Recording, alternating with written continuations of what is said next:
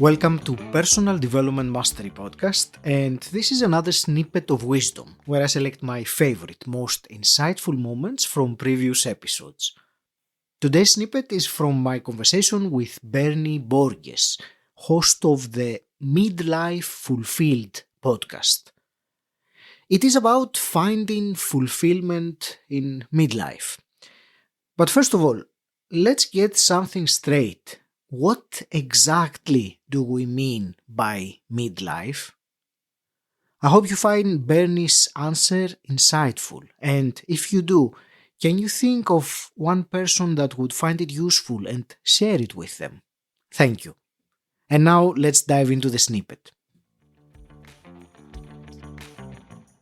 So I'm actually going to give you the simplest definition to midlife that perhaps you ever heard. And here it is. Midlife is adulting. It's adulting. So let me explain. I break life into three phases: youth, midlife, and end of life. So youth generally is up until around age 30, generally speaking, meaning we're growing, we're maturing, and we're still in a youth phase up until somewhere around age 30. It's a little different for everybody, but generally speaking. Then there's a whole span of many decades, 30s, 40s, 50s, 60s, 70s, even 80s for some people if they're healthy. That is that quote unquote midlife season. That's the adulting phase of our life, right? We have more responsibilities during those phases. Right. So back to end of life.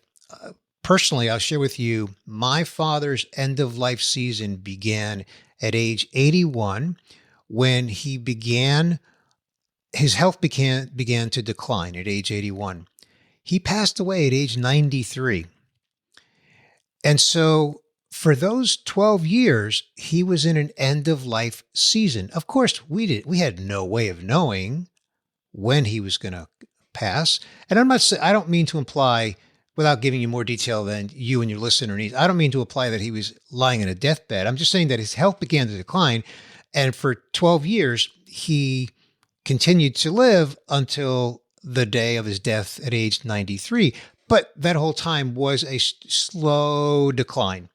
And that's different for everybody. Some people reach that decline, and for whatever unique circumstance they have, it's a rapid decline and they pass within weeks or months, depending on, again, those unique circumstances.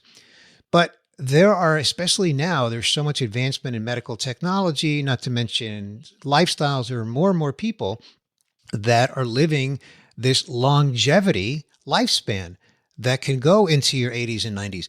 My father-in-law at the time of this recording is 93, and I'm very tempted to say he's still in midlife because he's healthy.